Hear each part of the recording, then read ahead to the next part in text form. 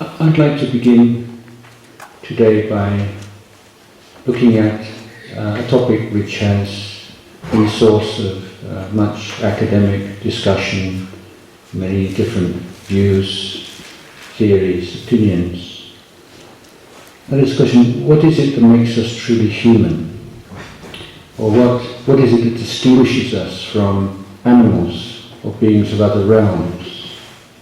He's saying, what is it uniquely that our humanity resides? And there have been so many answers to this question over the years. Opposable thumbs seems to be a favourite answer. But the answer that I would like to offer you to consider today is slightly different to that. Now, I'd like you to observe that in many ways, as human beings, we can say we are inferior to animals. Now that might seem a bit shocking perhaps, but when you think about it, so many creatures have better eyesight than human beings. So many creatures have a better sense of smell. Some insects can detect the smells of for over 4 or 5 kilometers, for instance. Many creatures have better sense of hearing, and so on. So in terms of the senses and our physical capabilities, we're not particularly distinguished in the world. We can see that many creatures live with their parents, receive an education from their parents for a very short time. Some even can be measured in hours, some in days, some in weeks. But human beings, we are not such quick learners, and many of the things that other creatures pick up as a matter of instinct, we have to learn, and often in a rather painstaking way. But it's here, I would argue, that our true humanity resides. We are learners. We have the capacity to learn. And we have a capacity to learn which is not diminished by age. We don't just learn for a very short, action-packed period in our early life. We can learn and we can change throughout our lives. Right to the very end of our lives, we still have that capacity. Now, the vision of humanity in the various religious traditions varies somewhat. Most religious traditions look upon human beings as rather weak creatures who can only find true salvation in dependence on some supernatural power. And so those religions stress rituals and prayers and so on. The Buddhist tradition accepts that generally we are rather weak and indulgent creatures, probably a lot more so than we would like to acknowledge, but that we don't have to be that way. That we all, man and woman, and wherever country we come from, whatever part of the world, we have within us the capacity to realize liberation. And so the path from the uneducated, untrained state to the enlightened state, this is where we find the core teachings of the Buddha. And so I would like to characterize the Buddhist teachings, Buddhist sasana, or the Buddhist religion as the most brilliant and comprehensive, superb education system that the world has ever seen. So most of the major religious traditions, particularly those that grew up in the Middle East, or what we call the great faiths, those religions, I would say, are essentially belief systems. And if we group Buddhism with those religions, and many people refer to the Buddhist faith, for instance, I think we make a mistake. Because Buddhism is not a belief system, it's an education system.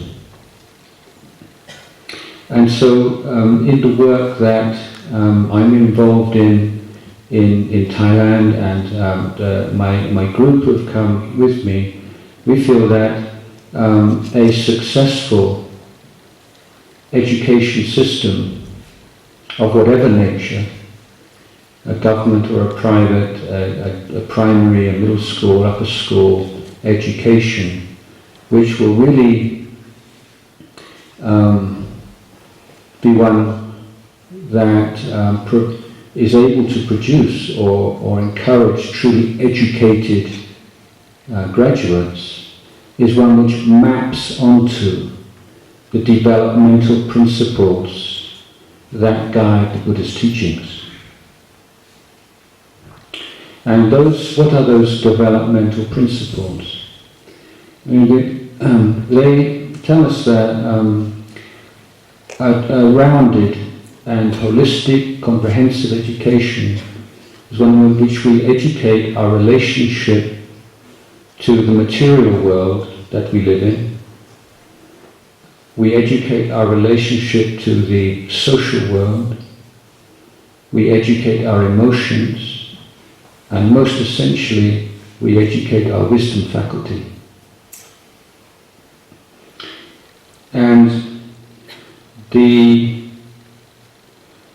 of course, in a school or a college, we're not trying to create a quasi or a form of monastery.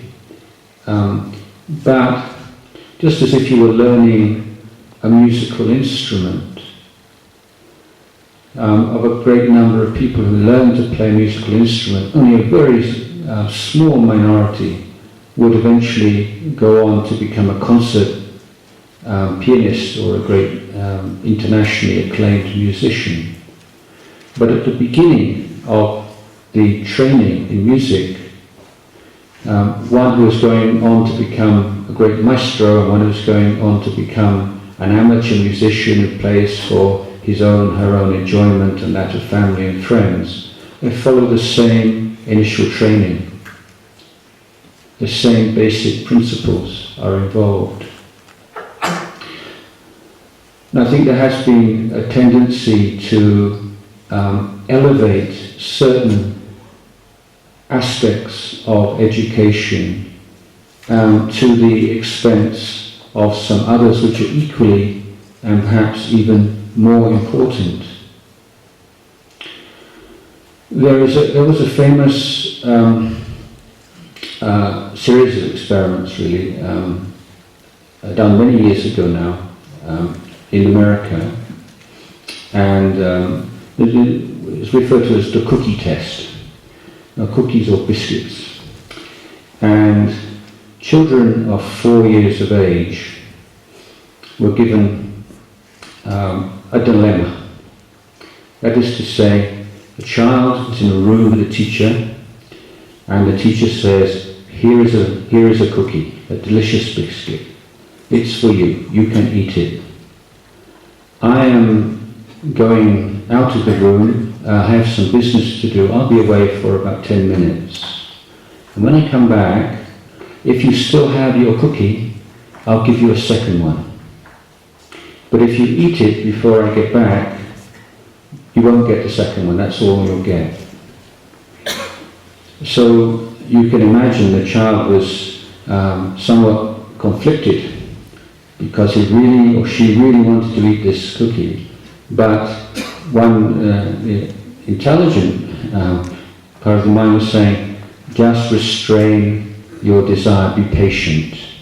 Just bear with this unpleasant feeling for a while, because then you'll get a bonus biscuit. And some of the children closed their eyes so they wouldn't see the biscuit, and some of them hid it underneath the seat, and some of them walked up and down, and of course some of them just couldn't resist it. They just ate the biscuit down. Even though they wanted a second one, they couldn't resist it. Now these same children were also tested for their IQ level. And the children were tracked over subsequent years until the first really interesting point was when they took their university entrance exams. Those were the SAT exams. And then these scientists correlated their IQ at age 4 and their academic success at the age of 17 or 18, and also correlated their ability to control or to restrain their impulses, their ability to be patient at the age of 4, and their academic success. And what they found is there was no correlation between IQ and at 4 and academic success at 17. And this, the studies following children throughout their education and through their later life and careers over many case studies over the years have found again and again that taking IQ in isolation shows no indication at all. It is not a predictor of any kind of success by any standard, whether it's academic success or a success in terms of having a good, loving marriage, raising children well, leading a good career. There's no connection. But what they did find was a very, very strong correlation between the ability to bear with the desire to eat a biscuit at 4 years old and success in almost any field that you could define throughout that person's life. And it's for reasons like this that I think we can say our education systems are often rather distorted and do not take into account all of those things that affect our learning. It's not merely a sharp mind is not enough.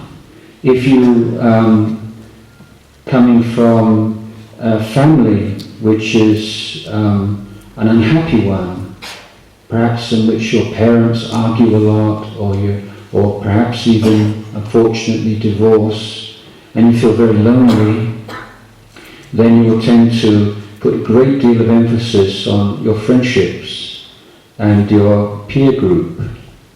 And you may find that you have to make a choice. Your peer group starts to get involved in drinking alcohol or taking drugs, and your intelligence tells you those are not wise things to do. But at the same time, the thought of being abandoned and rejected by your peer group is stronger than your understanding that it's not a wise thing to do. And we find, don't we, over and over again how our emotions take over our mind, and it's as if our intelligence and our understanding and knowledge and all the things that we've learned just go out the window temporarily. So it's very easy, isn't it, to be clever and smart when there's no pressure on us. You know, when you see somebody else that's having all kinds of problems with their boyfriend or their girlfriend or at home, and we know exactly what they're doing wrong, and we give them so good advice, and it's so easy to see where they, what mistakes they're making. But then when it's our kid, we can't see that at all, and we make the very same mistakes. So if we are sincere in learning, we have to look at this whole process of learning and what it involves and what promotes learning and what undermines and hinders learning. And we begin to see that it covers every area of our life. Now the Buddhist teachings, if we really go to the heart of them, are not so complex. They're not so complicated. There is an old story of a scholar, and he had so much faith in Buddhism, and he wanted to gather all the most profound teachings that he could. And he travelled all over China, visiting the great masters, the great monasteries, gathering texts, studying, annotating, memorizing, discussing all these texts. And then he'd hear that another 100 miles to the north, there's a great scholar, and he has some special esoteric texts that are so profound, and all kinds of initiations and special things. And this man gets so excited, and yes, now I need. If I have just this one more teaching, then I'll have everything worked out. And this went on for many, many years. And there was always one more teaching, one more thing to learn. And then he heard about this very eccentric master, enlightened master, who was renowned for living in a tree. He had rejected all the comforts of living in a monastery and lived a very ascetic life way up in a tree in a very remote part of China. So this monk, this scholar, he was so inspired to hear about this old monk. I said, no matter how difficult it will be to get there, I must go and pay my respects and receive teachings from this monk. So with great difficulty, he travelled through this very rough terrain. Finally, he reached the tree, and he saw the old monk up in the tree. And he said, Master, I've travelled so many months with so many hardships, so many privations, to come to pay my respect and to ask you, please give me your most profound teaching. And the monk said, yes, I can do that. Don't do any evil, do good, purify your mind. That is the most profound teaching. And you can imagine the scholar's face, he was so disappointed. He said, but Master, I learned that teaching when I was 5 years old. Even a primary school student knows that teaching. And the Master looked at him and he said, yes, that's true. Even a primary school student has learned that teaching. But even an old man of 80 like myself finds it difficult to practice. And I think this is a teaching and a story which is really worth remembering, because we don't have so long to live in this world, do we? We have to make choices, and there is so much to study. Even within the Buddhist tradition, so many books, so many texts. We could just spend all day and every day reading books. But in the end, we have to have some criteria, some basis to allow us to decide what is worth spending on our time, what is most worth spending our time, given that we don't know how much longer we're going to be in this world. And this is what makes things begin to become a lot clearer. And my teacher said, if you are pursuing a path through a very dense jungle, you don't have to clear all the trees. You just clear the trees along the path that you're going to walk. So why would you clear all the trees on either side? And so we need to find some clear goal for ourselves in this way.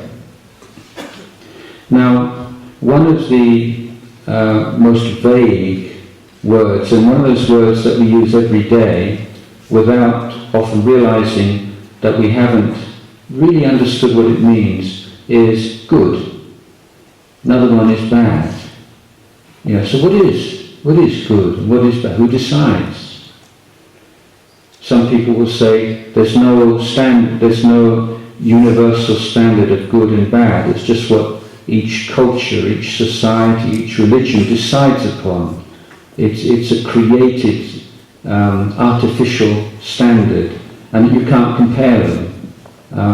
If this society is happy with that idea of goodness, that's their right, that's their business. Who are you to tell them that your idea of good is better than theirs? This is a very prevalent idea in the Western world. But do we agree with that or not? So when you say all religions teach us to be good, does that really mean anything? Is that a meaningful statement or not? I think if you were studying to be a bank robber, if you were to rob banks and get away without getting caught, then you'd probably be called a good bank robber. So you can be good and good at things, but what do we really mean when we say that? So I think that a very simple way of approaching this problem is we have to ask ourselves, what do we think is the best? And when we have an idea which we are happy with of what is the best, then we say, for us, the good is whatever takes us a little bit closer towards the best. Okay, so in Buddhism, what is the best? Now, it's a famous teaching given by the Lord Buddha, in which he said, just as the water in all the seas, all the oceans of the world, has the same taste, that salty taste, similarly, every one of the Buddha's teachings, an authentic Buddhist teaching, it must have the taste of liberation. So liberation from what? Well, liberation from suffering in all of its manifestations and the cause of suffering. Cause of suffering is greed, hatred, delusion, all the defilements, all of the negative emotions which cloud our minds, obscure the truth within our minds. So from here we have quite a simple and straightforward standard now. We say that whatever society might say, whatever our friends might say, whatever is the generally agreed idea, we have an internal standard now that if in any way we act, we speak, or we think about something in such a way as to increase the power of greed, anger, and delusion in our mind, then for us that is bad. And for anything that weakens the power of those negative emotions and strengthens the power of wisdom and compassion and kindness in our minds, then that is good. So you see things start to, very complicated things can now start to become a little bit clearer. But of course we have a very big problem, that it's very difficult to be honest with ourselves or to recognize these qualities within ourselves. For this reason, we have to learn to look within. And we have to use the Buddha's teachings as tools to help us to abandon the bad, the evil, or the negative qualities and develop the positive qualities by looking on, as I say, looking on the Buddha's teachings as tools, not as things to worship or to believe in, but as practical techniques and tools, and we call skillful means or upaya, to deal with our experience in life. But before we do that, we have to enter, this is what we call the Buddha's education. So where does the Buddha's education take place? Well, we say within our hearts and minds, within our bodies. But another way of saying this is the present moment. So there are many spiritual teachings around these days that say you should be in the present moment, as if that was a goal in itself. But in Buddhist teaching, we say that being able to dwell in the present moment is the precondition for education, true education to take place. When you really know what's what. If you cannot establish attention and be awake and aware consistently in the present moment, you're always in the realm of memory or thought and imagination. When you develop ability to be in the present moment, in other words, to use another idiom, when you can lengthen your attention span, then you're learning all the time. You're learning about what works and what doesn't work. And you're not just believing the words of others or following theories and philosophies, you're putting it to the test. Now, one basic religious or Buddhist teaching is concerned with giving. Let me just approach this subject from a tangent, from an angle here. Say that spiritual development of this education process is founded upon self-respect. You're only going to be really willing to make the sacrifices and put the effort in when you respect yourself and you love yourself and you think you're worthy to reap the benefits of this practice. So how do you, if you don't have that kind of self-respect and you don't have that positive view of yourself, what do you do? Can you do anything?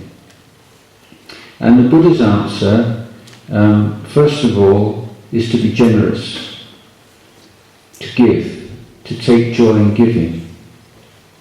Now, I have lived in the forests and jungles of northeast Thailand for many, many years.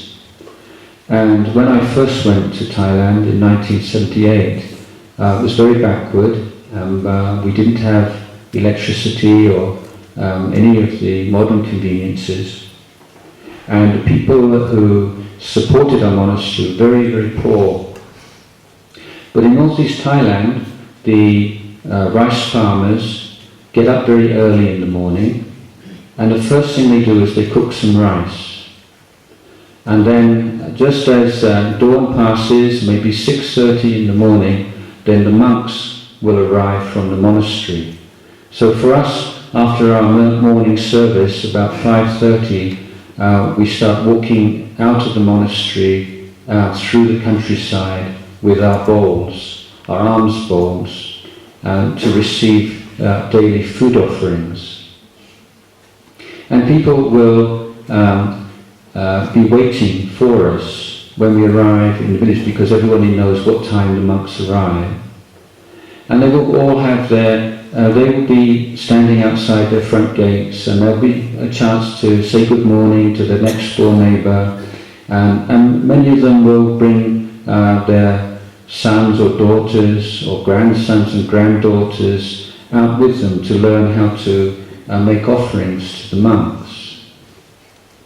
Now, as I said, particularly when I was first going on alms round all those years ago, the people had very little to share, and we would very rarely get anything other than rice. Sometimes get bananas or dried fish or some very basic thing, but generally it was rice. And we have sticky rice. I don't know if anybody has seen sticky rice, or you have it here.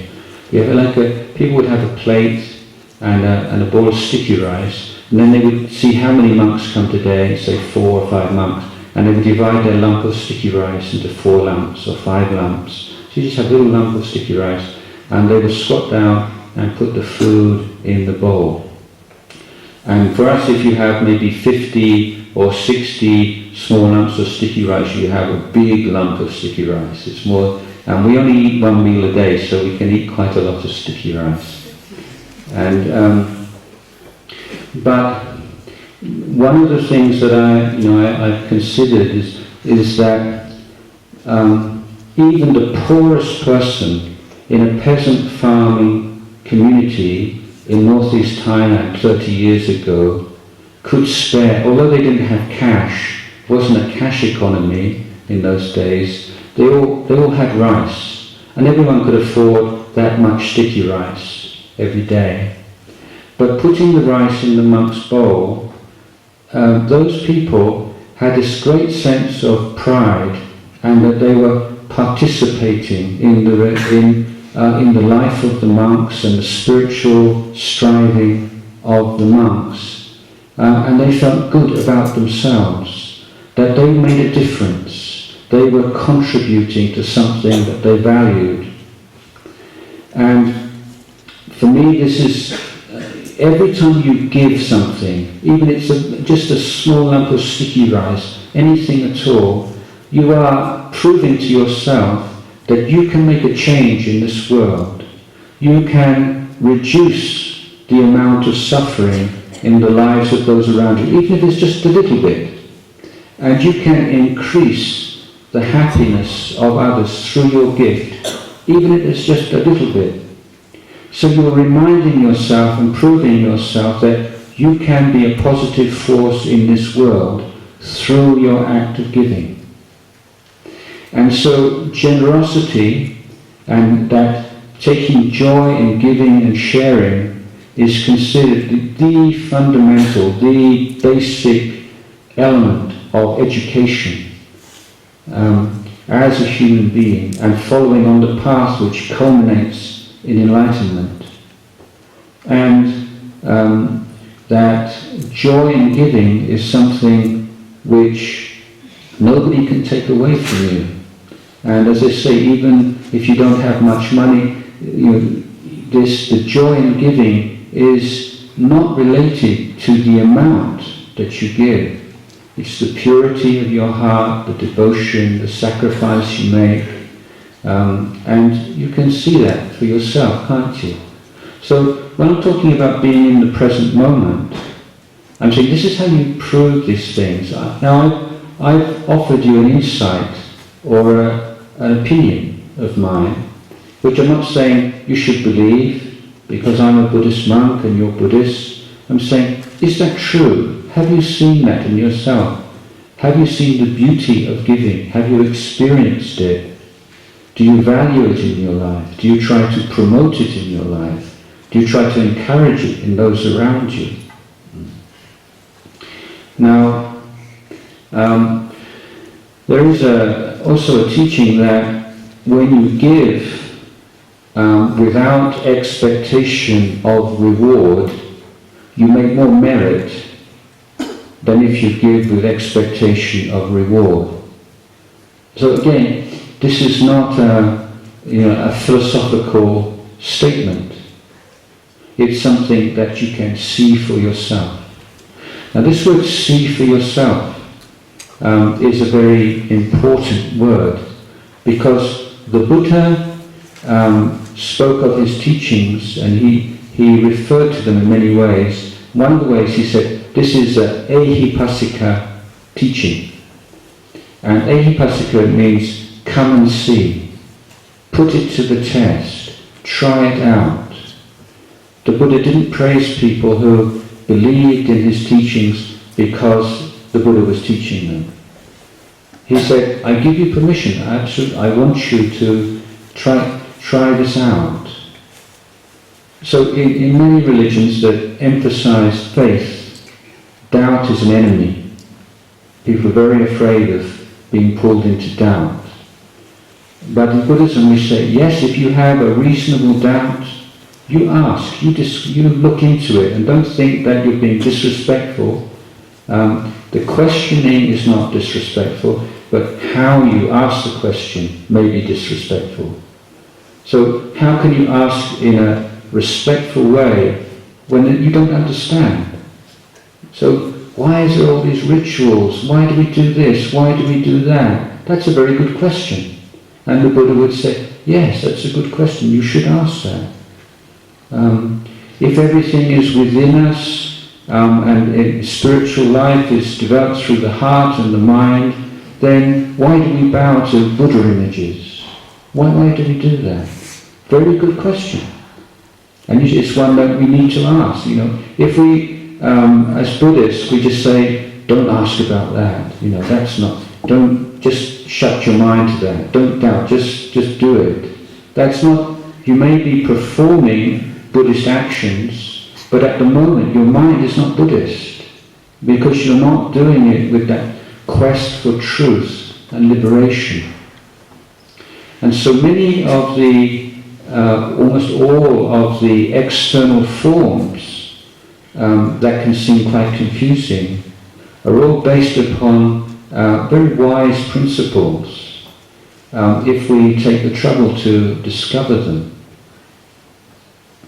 For instance, with the Buddha images, the teachings and the qualities that we revere as Buddhists, wisdom, peace, compassion, we can't see them with our naked eyes. They're abstract. And so the great teachers of the past have said, let's make a form. We make it out of wood or out of stone or out of clay, and try and make that form one which brings to mind, which expresses in a very sublime way, which enables us to remind ourselves and wake up to our goals and our ideals and the most beautiful and noble qualities in human life. And so if just caught up in our daily worries and concerns and petty arguments and so on, and we look up and we see that huge Buddha on the hill when we walk out of the building. That's a wonderful thing, because you can use that as a spiritual tool, just to wake yourself up. What is that Buddha expressing? And how am I acting? How am I living my life right now? Is it in harmony with the principles that I see expressed so beautifully in that large Buddha on the mountain, or not? So you're waking up. You're waking up to what's going on with a Buddha image as a tool to be used. So we're asking, we're discovering. So the Buddha says, if you give without expectation of reward, you make more merit than if you have expectation of reward. Well, what does that mean? Is that true? So we look at our own experience. And I think we've all of us given in both ways, haven't we? But you look, if in the past you did something for someone else, some kind of action, but you did it because you wanted something, some favour, or you wanted to be praised or respected or loved, or you wanted to create some kind of image for yourself or so on, then now when you remember that act of giving, how do you feel? I think for me, I just feel kind of nothing, or if I feel anything, maybe a little bit embarrassed, not something I would like to talk about very much. But on those occasions where I've given things without any expectation of reward, even if that took place 20 years ago, 30 years ago, 40 years ago, the moment I remember that act of kindness and generosity, I just have this warm, bright feeling in my heart. And do you have that? Have you ever felt that when you think, yes, you really did that? You didn't do it for any selfish purpose. You just did it because you just felt you felt sorry for someone, you felt compassion, or you really wanted them to be happy, and their happiness at that time was more important than your own comfort and your own pleasure or happiness. So this is, I'm saying, observation, being able to turn the light within, being able to be in the present moment long enough and consistently enough to be able to see the way that things condition each other and the causes and effects of our actions and thoughts and emotions. This is where we start to become firmly established on the path. I'll tell you another story. The story concerns a monk who was walking to a holy mountain. So this you can, I'm sure, imagine this is a kind of a symbolic story. And he was walking, he was starting to worry whether he was going the right way and how long it would take him to get there. And he passed an old lady sitting by the side of the road. And he said, "Grandmother, how long will it take me to get to the mountain?" And she sat there and she didn't reply. She was sitting on the ground, she was knitting or doing something, and she just ignored him. And she said, "Grandmother, excuse me, how long will it take me to get to that mountain?" And she just ignored him.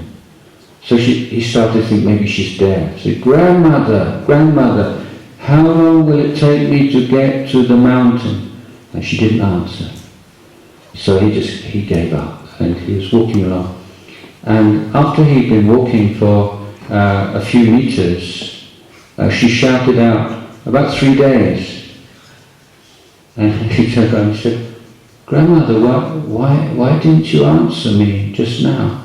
She said, "Well, I couldn't answer just now. I had to watch you first and see how determined you were and how fast you were walking." So, whenever we embark on a path, we always have this, don't we? How much longer? When will I get there? How will I know? You see. But it depends on the effort that you put in. I don't know if any of you are familiar with a modern American thinker, writer called Malcolm Gladwell. He's written a number of very good books, one well-known called The Tipping Point, and there are a number of other books. I think he has a website, you can read some of his stuff. Very, very stimulating. And he wrote a book a year or two ago called Outliers. And this book deals with people who are particularly gifted and successful in their fields, like geniuses, if you like, and it's a study of people who are very good at different things, very skillful and successful. And he recounts in one chapter of this book that the social scientists went to a leading music school in America. I can't remember which one, whether it was Juilliard or one of the very top musical schools. And of course they had to be pretty well, quite good musicians even to get into the school in the first place. But they divided these pupils into 3 groups. The really top group the middle group and the lower group, according to ability. And what they wanted to find out was the relationship between ability, like inherent ability, and effort and practice. And I think many of us will probably assume that people just have a natural gift. They don't need to practice so much as the people who are not so gifted. But this study and other studies have shown the same thing. It was exactly the opposite. The most gifted musical students practice the most, many hours a day. And they came up with a principle, and it's called 10,000 hour principle. It means in whatever area of life, if you want to be excellent in that, you should be willing to invest 10,000 hours. And not just, any kind of hours, it means 10,000 hours of effort. So, in meditation, some people say, it's just, I gave that a try, meditation, I did that, and I did, 5 minutes here, 5 minutes there. Some days I did 10 minutes, and but I didn't get anywhere. I think this lifetime I probably don't have the capacity to do that. Saying to realize spiritual liberation is the most difficult, most challenging thing that anyone could do. So if learning to play the piano excellently takes 10,000 hours, certainly learning meditation, it's not going to take less than that.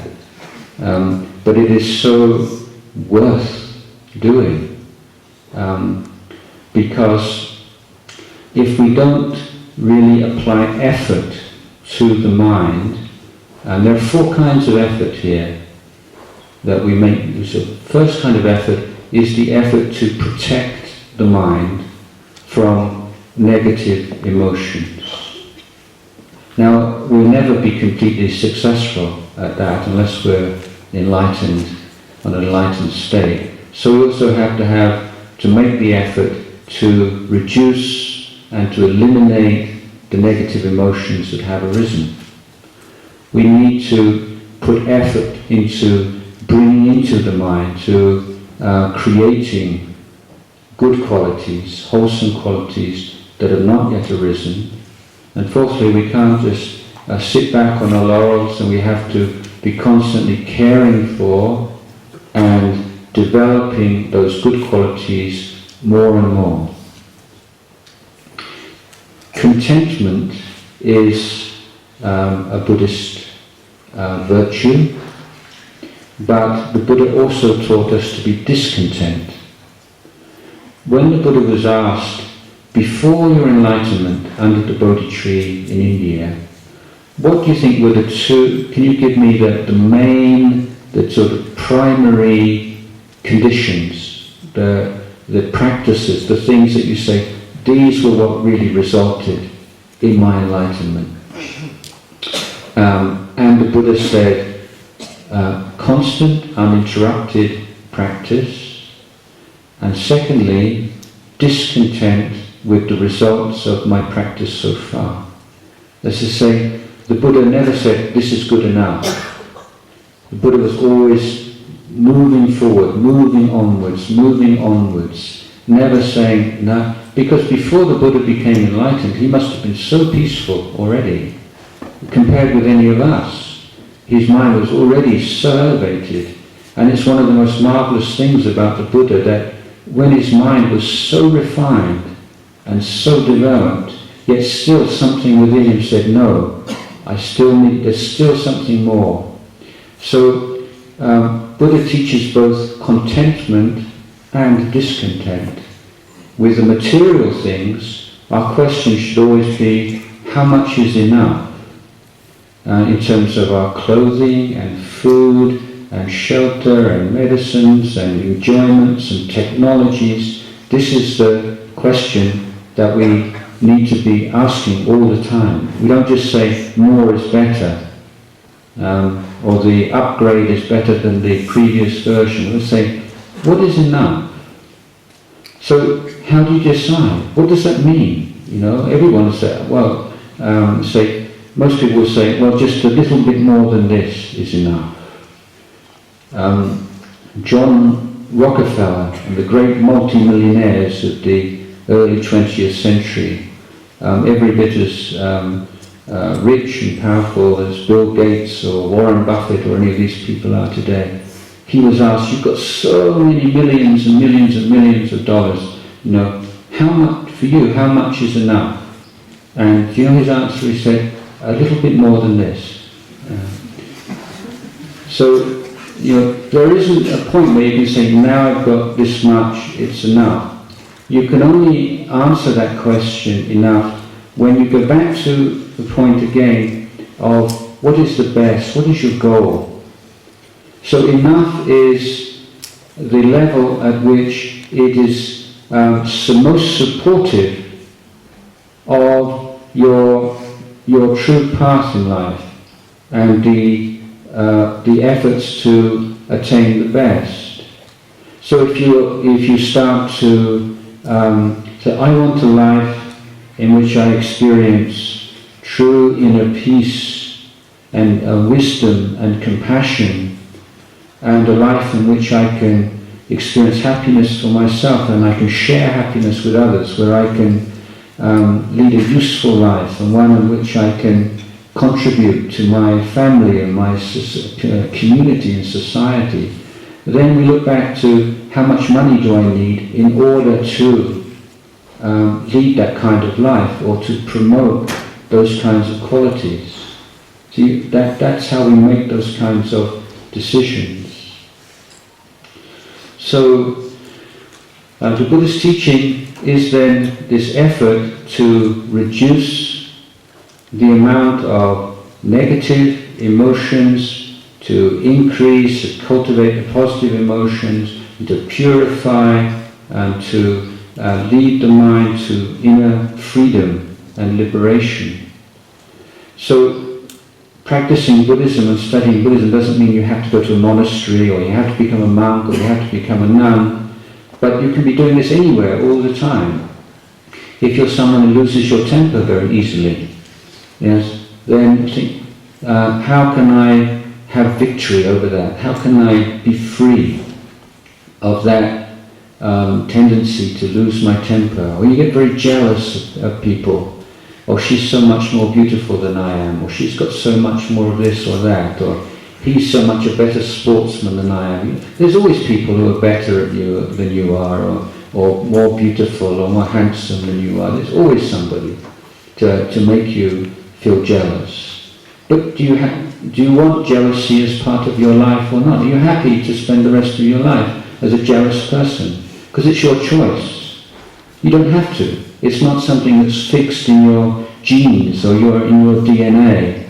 All there are habits and accumulations and things that you have chosen again and again and again to identify with.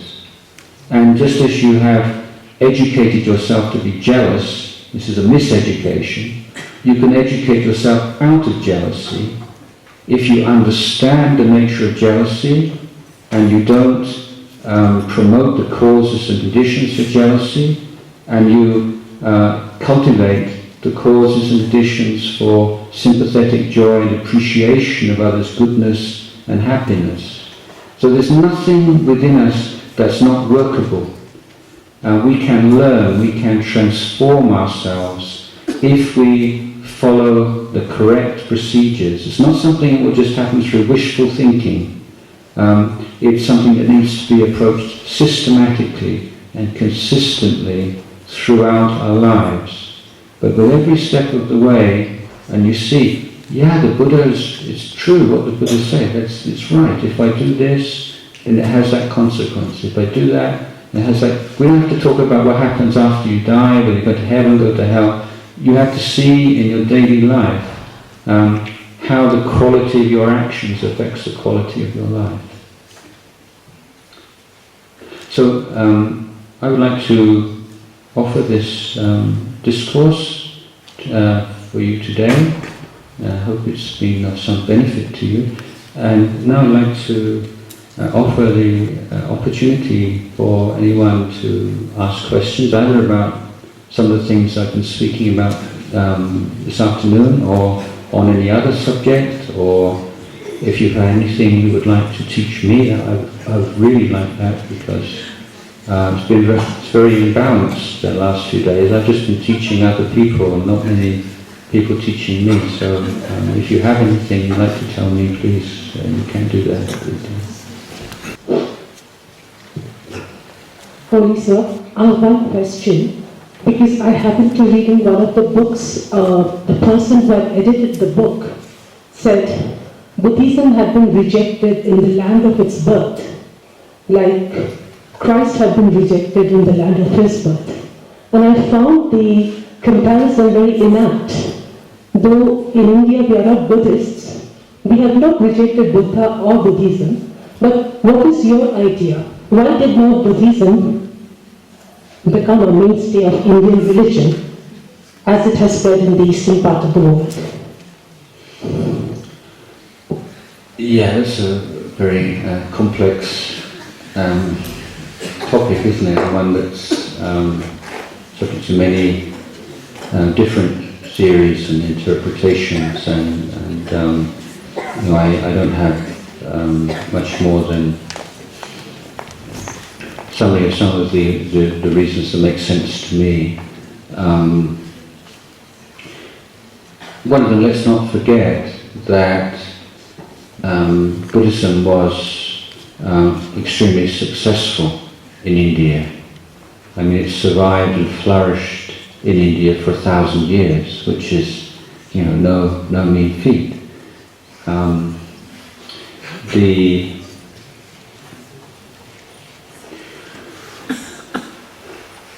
I think that the revival of the Brahminist tradition, particularly following the teachings of Shankaracharya, in which he adapted the Brahmin tradition to absorb some of the most popular aspects of Mahayana Buddhism, which was the most popular Buddhist tradition by that time, but which preserved the caste system, was obviously very attractive to many people in that period. There had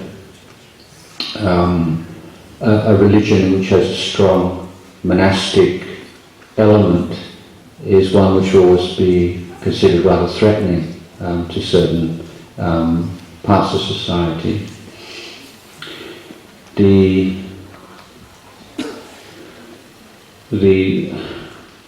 The invasion of the Turkoman Muslims was, of course, the death knell of Buddhism in India. But I think there's a lot of evidence that it had already declined for a number of reasons before that.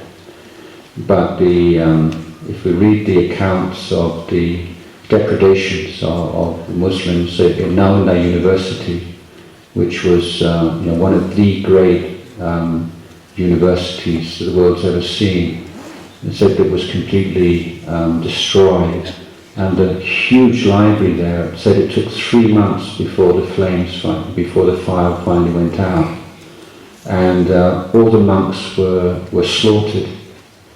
So when you had like the cream of the elite of the Buddhist society being slaughtered indiscriminately, all of its texts being destroyed, then Buddhism never recovered from that. But as you know, in the last 50 years, following the Ambedkar movement, then there's been a revival in India. There's a new Buddhist movement, and so these things go in cycles, and there is more Buddhist influence in India again in the present time. There has been for many generations. One of the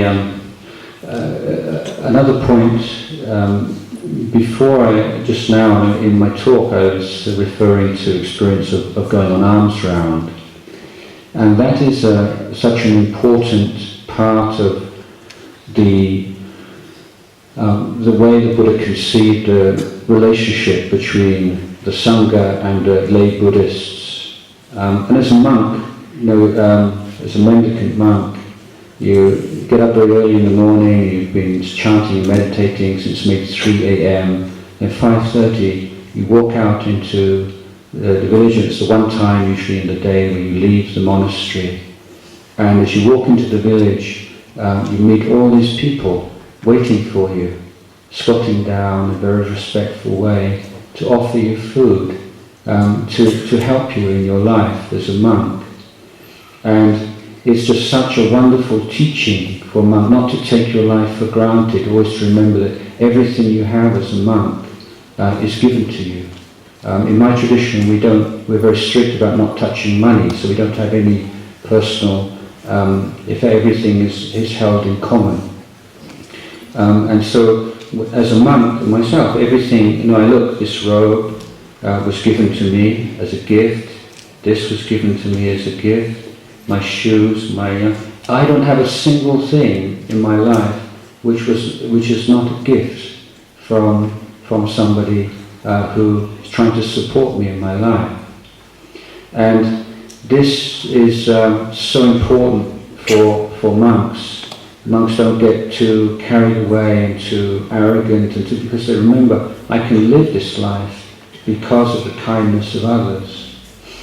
And it's said that in Nalanda University, which was kind of the intellectual hub of Buddhism in India in the 6th, 7th, 8th, 9th, 10th centuries, whatever, then the king had so much faith in the monks that he said, look, you're wasting all this time going off walking in the village in the morning when you could be studying.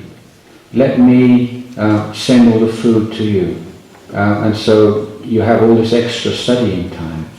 So, who can say no to the king anyway? But also the monks really thought, well, yeah, that's cool, that's good. But then the relationship between the monasteries and the monks and the surrounding villages and the local communities weakened. And so, just as the monks are not getting that daily reminder of the generosity of the lay people and their responsibilities to the society at large, then also the lay people are not seeing the monks, are not being inspired and uplifted by their presence and their restraint and their peace that they carry with them. And so there's the Buddhist community starts to fall apart, and less parents want to send their sons and daughters become monks and nuns, because then they don't have that sense of inspiration. So this is one argument, that one of the causes of decline was the way that certain very key parts of monastic life, and particularly in the underpinning of the Sangha lay relationship, was allowed to decline, setting up the causes and conditions for the kind of decay which was already present when the Muslim invaders arrived.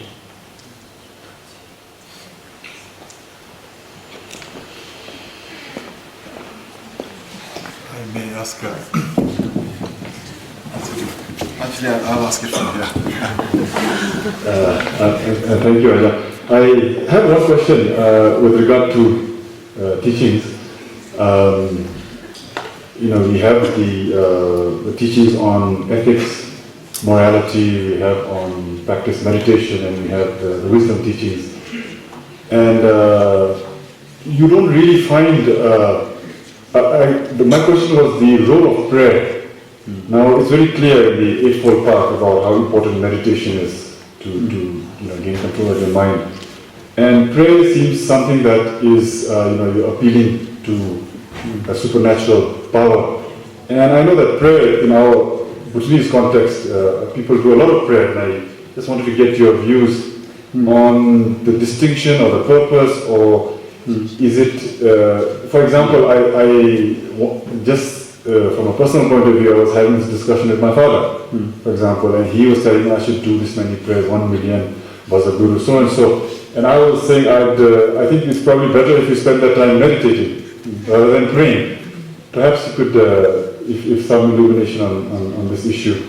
Yeah, of course, one answer to that would be that prayer is a form of meditation, in that if your mind is completely concentrated on your prayer, you're not thinking about this and that, and so you're disciplining, you're training your mind in a way. But yes, this is one of the ways in which the Theravada tradition differs from the Bhutanese tradition, in that prayer is not at all emphasized, and the guiding idea in Theravada Buddhism is of self-reliance and taking confidence that you have within yourself the capacity to abandon the evil and develop the good, and to develop without the need for some supernatural assistance. So I myself, temperamentally, I'm attracted to, obviously you can see by where I chose to become a monk, but now when I was a teenager, I had a principle: I would never ever ask for money from my parents, and I wouldn't work or never ask for money from my parents, even though it would have made my life rather more comfortable in some cases. And so I'm very attracted to Theravada Buddhist approach. I'm saying that even, if you could pray and receive some blessings and things, I'd rather work it out for myself, because I feel so much more, I feel pride in myself that, I can work this out. And maybe I draw an analogy here. In Thailand, it takes quite some time to become a monk, particularly in the monastery where I was trained. But it's very easy to leave the monkhood. All I would have to say is, right now, is I don't want to be a monk anymore, or I'm not a monk. That's it. I don't have to go through any ceremony or ritual. I just have to have one person who understands that I'm leaving, and that's it. So it's difficult. It's very difficult to get born, but it's very easy to die. It's the same kind of thing. And also, there's not really psychological pressure on you to stay as a monk, meaning that if someone's been a monk in Thailand, even for a few days or a few months, when they leave, they're given a lot of respect for that time they've spent as a monk. So it's not like a humiliation to leave either.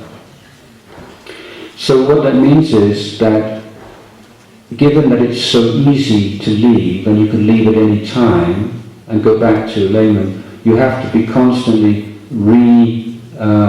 confirming to yourself your commitment. And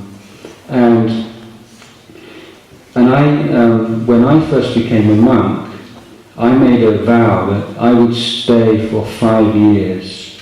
And even no matter how harsh the conditions were, even if I hated every minute, I wasn't going to make a decision until 5 years had passed. So whenever I had some problem in my life as a young monk, my thought was, how can I deal with this? What are the causes and conditions for this? What do I need to practice in order to go through this? And so I found a lot of inner strength from that.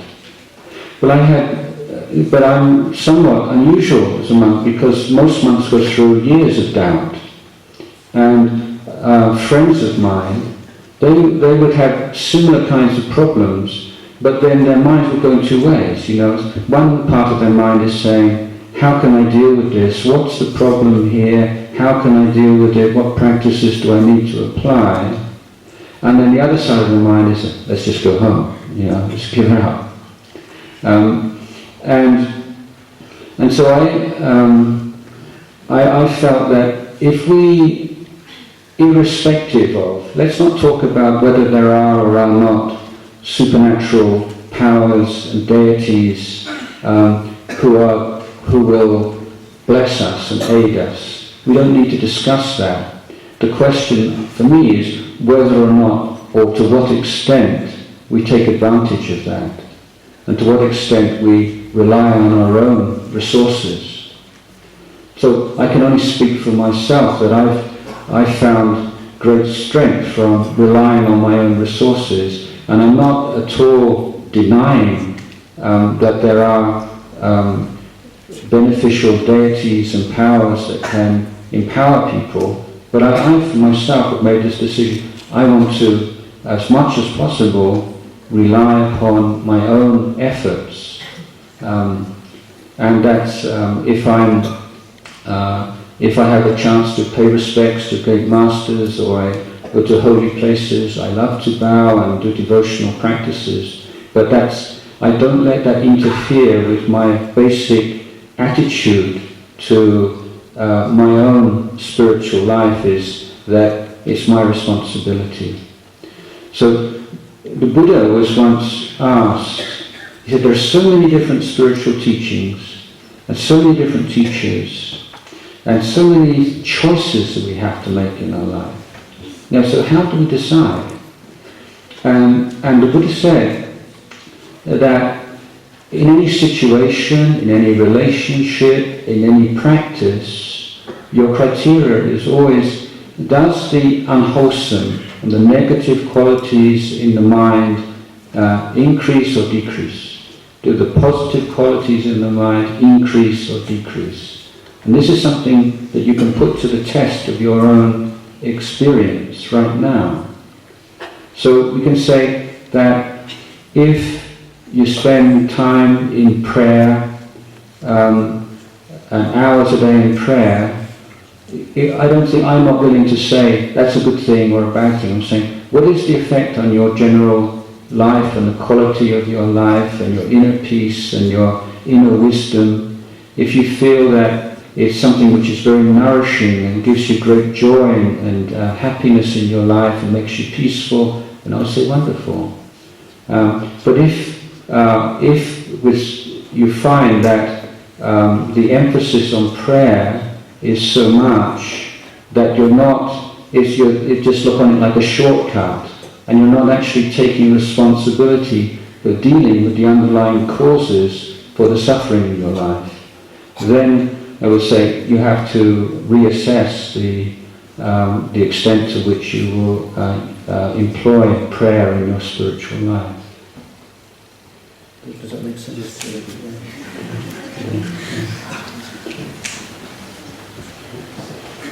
Thank you for speaking here at RTC, which I find very meaningful, because the space is the space of a university. It's an educational setting.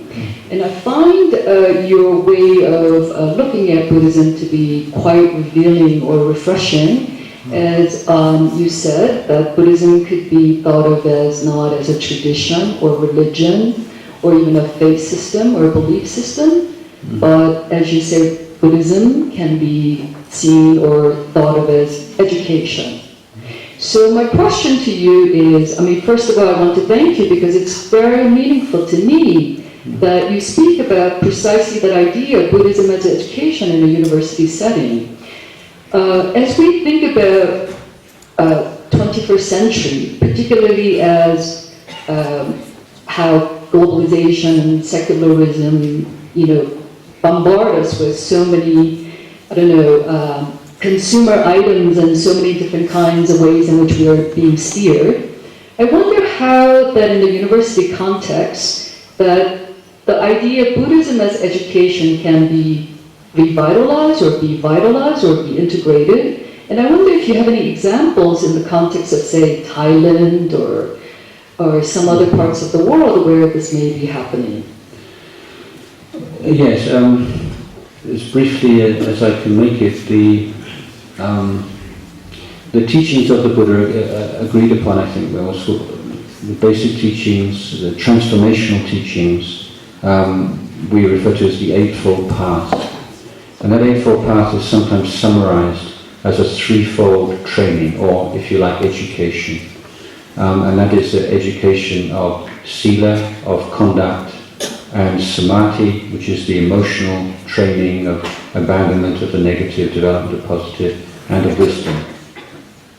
Now, when in Thailand, in the efforts to establish a form of education mapped upon that, we put a lot of resistance when people say, oh, you're proposing an education system based on sila and samadhi and panya. It's like, what, do you want to turn my son or daughter into a monk or a nun? You know, this, how are they going to survive in the 21st century in the modern world and everything?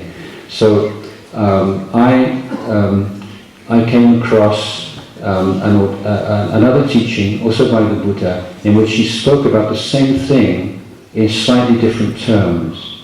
And he talked about 4 kinds of cultivation. It covers the same ground, but explained in a slightly different way. And so the first is the cultivation of our relationship to the material world. The second is our cultivation of our relationship to the social world.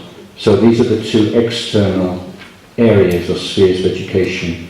And the internal is the education of the heart or the emotions, and fourth, the education of wisdom. So basically all the Buddha did was he divided the first training or education into 2 parts. One relationship to material, one relationship to social. So what I'm saying is that an rounded education must cover all the bases, those 4 bases. And so the first area, the relationship to the material world, will begin with your relationship to your physical body, and will cover things like nutrition and exercise and sport and so on and so forth. So what is the wisest way that you can live with this physical body? This is one part of education. And we can see with all the advance in knowledge and things, generally speaking, we're going backwards. You know, look in the West particularly, you've got like 50-60% of the population are obese, and there's a huge obesity epidemic. And following in its wake now, we have an explosion of diabetes, to the extent that diabetes is going to be the number 1 health problem in the world now. And so many huge problems in the world coming from lifestyle, rather than from viruses and infections and so on. So this intelligent relationship to the physical body is one part of an education, Buddhist education. Then sort of expanding an intelligent relationship to our possessions. How do we relate to money? How do we relate to all those things that we consider to be ours, our possessions? What's an intelligent and balanced relationship to these things? Because if you're in debt to your eyeballs, you can get all the initiations and all the profound teachings from all the great gurus in the world. You won't get peaceful because you're just worried about all this money that you owe. If you just way up there and you overlook this basic the fundamentals, you're just one step forward and 2 steps back. And so also, how do we relate to modern technology? How do we relate to mobile phones and texting and Facebook and computers, internet? If we don't have an intelligent relationship to those things, then we see very easily all the dangers and the problems that arise. And going from that onwards to our relationship to the physical environment and the world in which we live. So that's one area of education. So all the various physical sciences would, the academic subjects dealing with the physical world would all be included in that area of education. The second area is our relationship to the social world. Before, when I distinguished Buddhism as being an education system rather than a belief system, morality is a very good example of how that works in practice.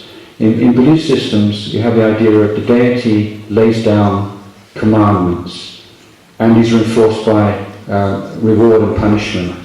If you keep all these rules, you'll go to heaven. If you don't, you go to hell. And then you have a problem if you get a society that's become increasingly secular and a lot of people don't believe in God. Then where do these rules come from if there's nobody who actually laid them down? So you have these kinds of attendant problems, we see.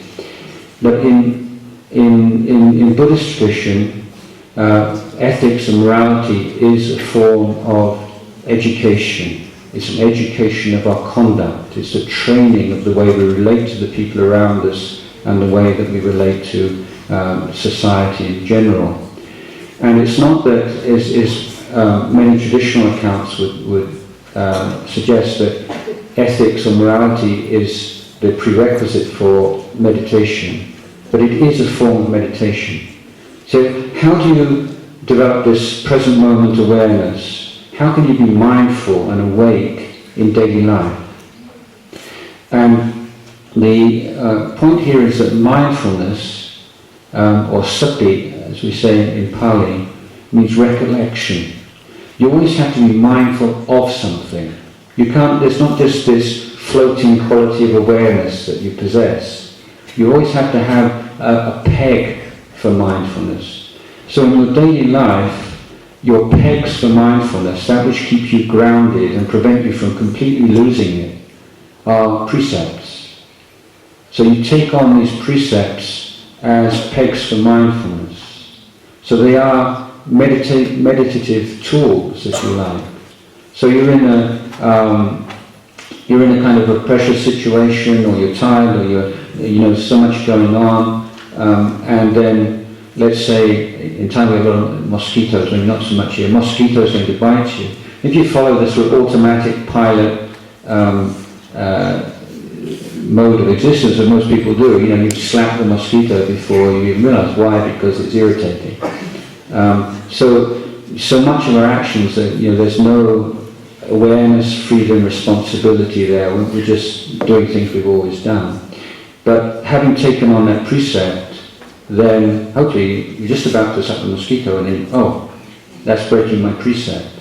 Now that's a very interesting moment, because you've woken up. You've woken up to the consequences, the implication, the meaning of what you're doing.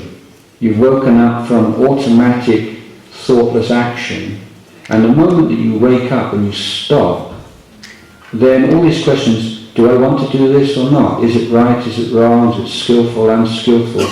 All these very pertinent and useful questions pop up in the mind because you've stopped, because your recollection of the precept has arisen in your mind. So you've awoken on the level of conduct. So all these precepts are methods to ground us, to train us, to bring us back to the present moment, to allow us to align our conduct with our ideals. So in the education of our relationship to the material world, we're using precepts as tools. And one of the defining characteristics of Buddhist morality, it has to be voluntary. If you're just not doing certain things because you're afraid of punishment or criticism, then that certainly has a social value. But in terms of this Buddhist education, nothing's really happening, because it has to come from you. You have to see the value of it, you have to have that commitment to it, and you want to train yourself. You want to refine your conduct and purify your conduct.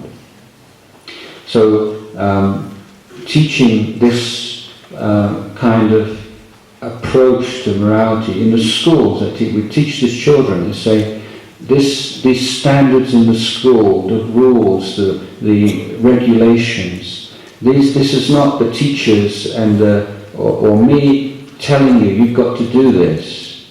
This is your precepts. If you want, what do you want? How do you want to live together? If you want to live together in harmony, to have a sense of safety and security and warmth and trust, we have to have certain agreed boundaries of conduct, which we all sign up for. So if there's a problem, a behavioural problem in the class, it's not the teacher's problem, it's your problem. Because your quality of life and your trust levels and your harmony and happiness as a group is being affected. And it's number one, it's your job to sort this out. Don't think that this is something that we've come up with and we're just trying to control you and we'll punish you if you don't do this and we'll reward you if you don't. There may well be some rewards and punishments involved, but fundamentally it's your morality because these are the necessary foundations for a learning environment, which is what we hope that you want. So children are taught this approach to morality as part of their education. Because if you're living in an environment where you don't feel safe, or you feel oppressed, or you feel upset, you're not going to learn very well. Happy children learn well, they memorize well, they apply themselves well. Unhappy children don't. And agreed standards of conduct are things that make people happy and safe and secure. So we teach like this, and also part of this we're teaching communication skills, drama and role-playing, development of empathy, all these use of debate, and Thai children tend to be very shy, so we have to have things to encourage them to be able to speak in public more easily. So those are the two external areas. Internally are all the different practices in order to teach children to recognize and understand the way that negative emotions, whether it's anxiety or fear and depression and anger and all these things, how they arise, what's a skillful way of dealing with these things, what are the positive emotions and how they can be cultivated. And seeing that not as something like auxiliary subjects or something that's sort of not the heart of education, but if kids get these things in a kind of haphazard way along the way, well, great. But saying these are things that systematically need to be developed and to be raised up and clarified, and things like patience. I was talking earlier about patient endurance, impulse control, these kinds of things, and having children realize how absolutely fundamental to their long-term welfare these qualities are. And then with the wisdom education, it's encouraging children to think and to reflect, developing critical, creative thinking skills, and then applying Buddhist perspectives and Buddhist analytical tools on a slightly higher level. The summit, or the highest level of wisdom in Buddhism, we call vipassana, and that's only possible in a mind which has been well trained and tamed through meditation practice. So we're not really expecting school children to be able to develop that, but there are regular meditation days and meditation retreats, and in the school holidays some of the children will ordain as novices or go and live in monasteries for a while. They can experience that side a little bit more directly and fully than the school can provide. But that's the way, say, like an education system, primary or upper school or even college education, can retain all of its academic integrity, but yet be mapped upon and expanded in a way which encompasses the whole of the Buddhist developmental model.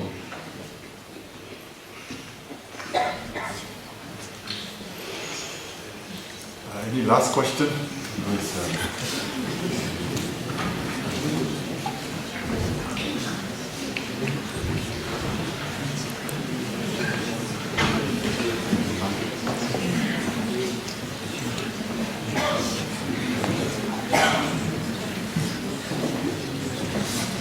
Yes, there's maybe somebody over there, student over there.